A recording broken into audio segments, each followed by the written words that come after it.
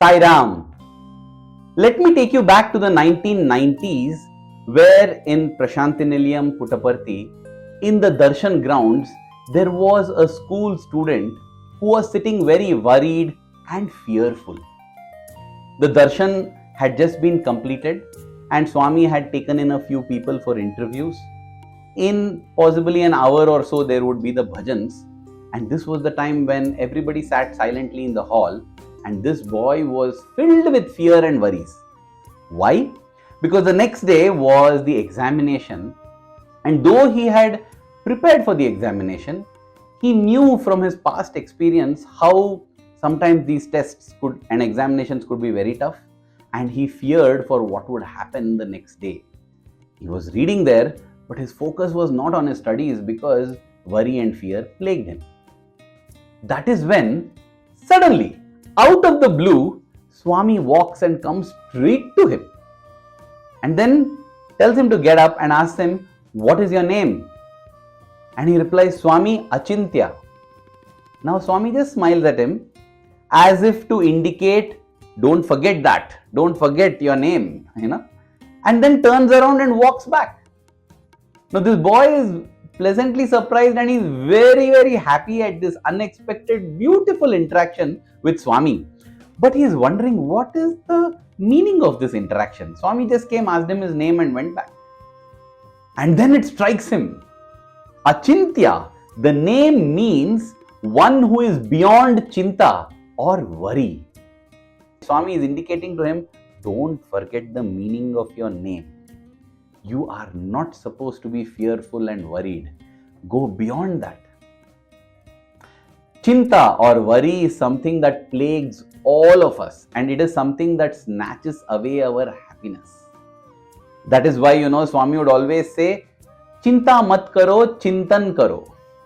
Chintan means constant remembrance of the Lord's name. Chinta is worry. So don't worry. Instead, do namasmarana, Swami would say.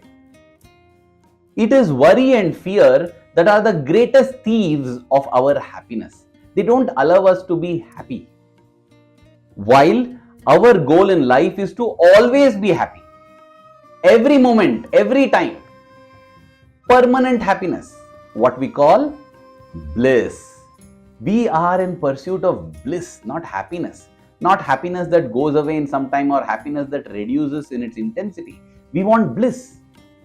And as we saw in an earlier satsang, the most beautiful and apt and precise definition of bliss has been given by Swami, which is causeless happiness is bliss.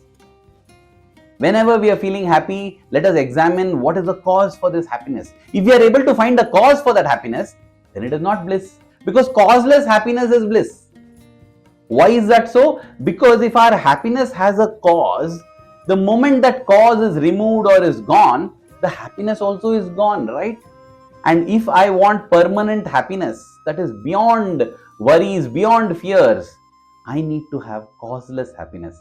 I need to have happiness which has no cause as such. And then it will be permanent because the cause can never be removed or it cannot be gone, right?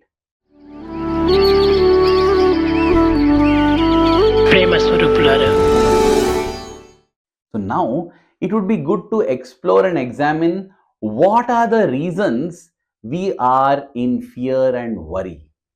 In fact, there are not multiple reasons, there is only one reason. Let us understand this reason through a beautiful Chinnakatha that Swami narrates. This short story, this small story, Swami narrates to teach many things. And one of them is this, the reason for our fear and worry. So again, it's another examination related story. So there was this boy who was very fearful of his mathematics exam because he had not done well in the past and he was sure that in the future how he will be able to do. The examination was up close. So he went to God and prayed to God saying, God, if I get good marks in this exam, if I am able to do well in this mathematics exam, I promise you that I will offer to you 5 kilograms of sweetened rice, sugar pongal, sweet pongal. And the next day, after the sincere prayers and a lot of studies, when he goes to the examination hall, he is delighted because he's able to solve everything in the answer paper, all the questions. In fact, in half the time itself, he has completed the paper. So now he asks for additional sheets, and in this, he begins to make his calculations. Now he has to offer, right, 5 kilograms of rice, sweetened rice, the best quality, to God. He has some funds in his piggy bank, and he starts making calculations: the cost of rice, cost of sugar, how much milk has to be brought, then the dry fruits that have to be added, the dry grapes, the cashew nuts, the cardamom, the badam, the pista, all of this he's making calculations. And then he sees that the cost is coming quite high. He doesn't have that much money. So should he cut a little bit on the dry fruits, maybe reduce the amount of milk, or why 5 kg? Can he reduce the quantity? Now this he starts calculating again. And then he hits upon an idea. He says, see, God does not need sweetened rice, right? Krishna tells in the Bhagavad Gita, Phalam, Pushpam, Patram, Toyam. He is happy with any of these four, which is Phalam is fruit, Pushpam is flower, Patram is leaf, Toyam is water.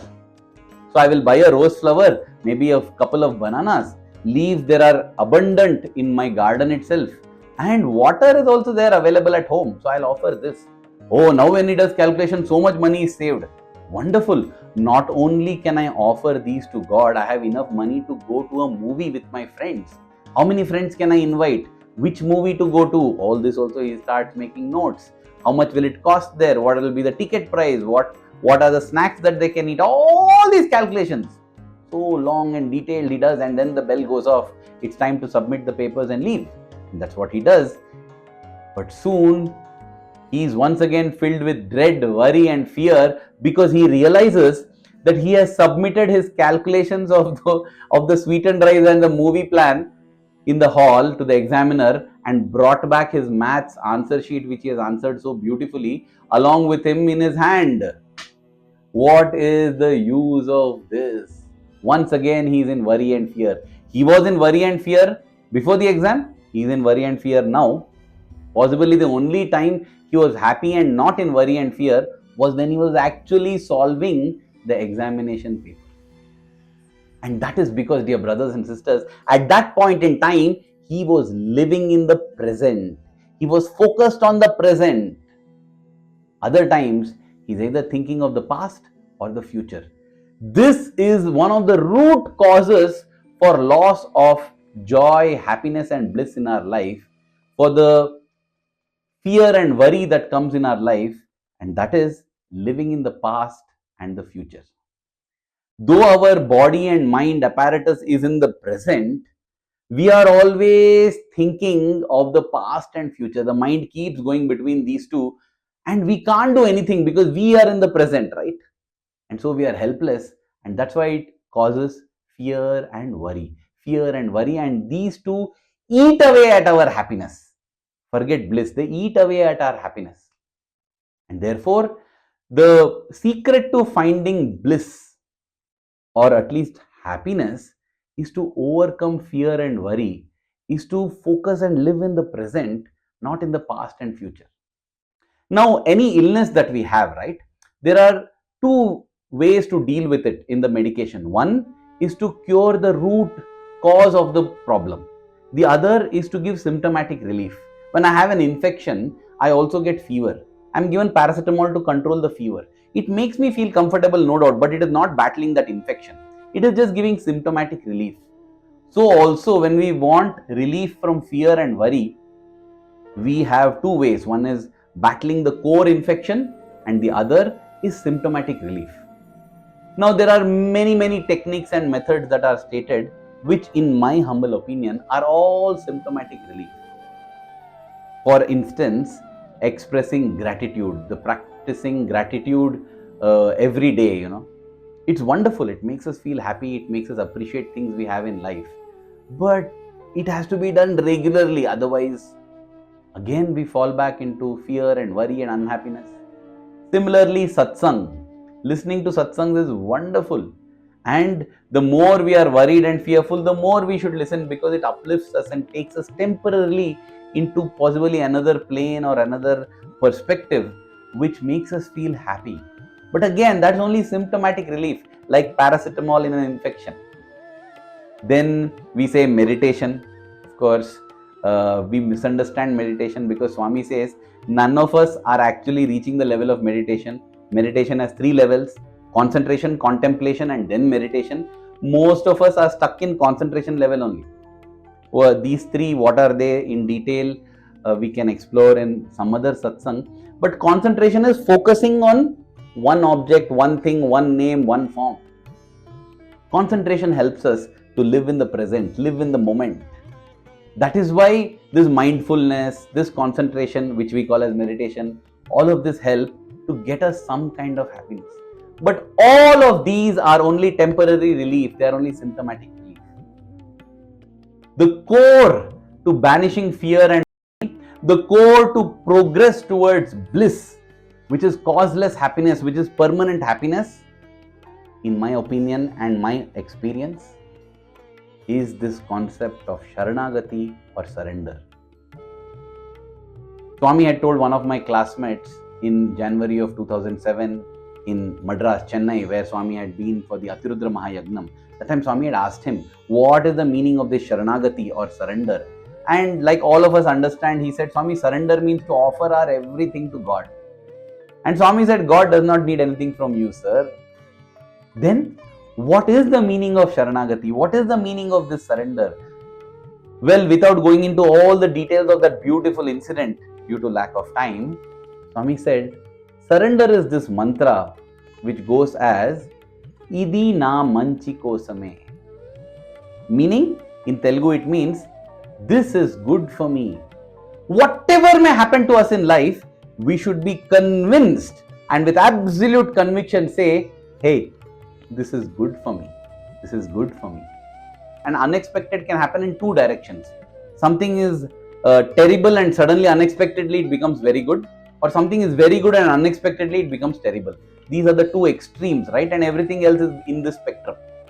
So when something is horrible and unexpectedly becomes fantastic, we take credit to ourselves. We feel proud. We feel on top of the world. We feel elated. We feel, that's it, I did it. Ego comes in. No. Idina manchi kosame. This is good for me. Swami made this happen because it is good for me. There is nothing great about me to feel proud about. In the same way, when I come crashing down from something wonderful because something terrible happened, there is no need for frustration, irritation, self-deprecation, self-condemnation. No. Idina manchi kosame. This is good for me. Of course, I may not be able to understand how it is good for me, but no problem. I am convinced it is good for me. Just like a vaccination shot, though it is painful for the baby and makes the baby cry, is good for the baby. The baby cries because the baby doesn't know it is good for it. So also is this concept of surrender with our complete faith in Swami, that Swami is the most loving being. And therefore everything he does is out of love. And he is the most powerful being, which means if he wants, he can stop anything. Yet if something is happening, it is because it is good for me. So we not just accept things that are happening to us, we celebrate everything that is happening to us. That is what is meant by Swami saying, love my uncertainty. He didn't say accept my uncertainty. He said love my uncertainty. Because whatever is happening is good for us. Good for us. So why should we worry or be fearful? Keep affirming, this is good for me. This is good for me. Swami, thank you so much. This is good for me. In fact, there's a beautiful prayer of surrender that is attributed to Swami. I couldn't find the actual source when Swami gave this, but it is so inspirational. In fact, it has been printed and put up on the wall in the Western canteen at Prashantinilayam also.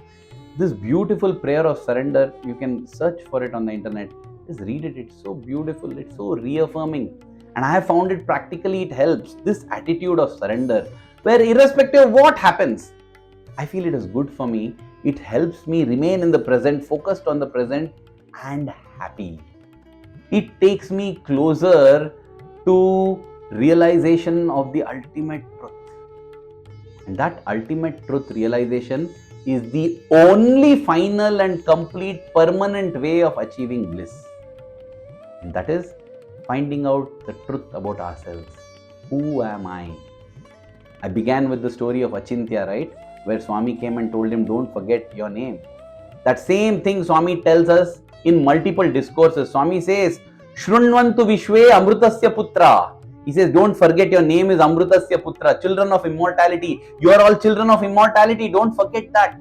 Don't forget your reality. It is because you have forgotten your reality, you are in misery. Swami says, I am God. But if you inquire, you will realize you too are God. The only difference between you and me is that I know I am God. You have forgotten and you don't know. You are ignorant.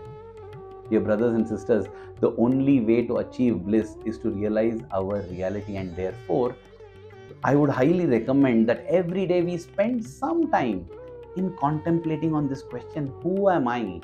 What is reality? What is illusory? Who am I? Let us ask these questions sincerely. Asking this question is important. The answer will come.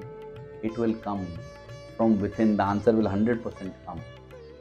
And so, I would like to conclude by sharing that, in my opinion, our path towards bliss, causeless happiness, is through surrender and self enquiry. Dear Swami, may we always live with the attitude of surrender, that whatever is happening is good for me. And also, let us always be asking this question: who am I? Make this self inquiry, this Atma Vichara, so that ultimately one day we will achieve causeless happiness, where we are happy without any cause, just in being. Our being is not lost in becoming, the future, or in had been, the past, where we live in the present, and it is not an ordinary present but the omnipresent. Dear Swami, may the love that we have for you in our hearts keep growing stronger every passing moment. Thank you. Jai Sai Ram.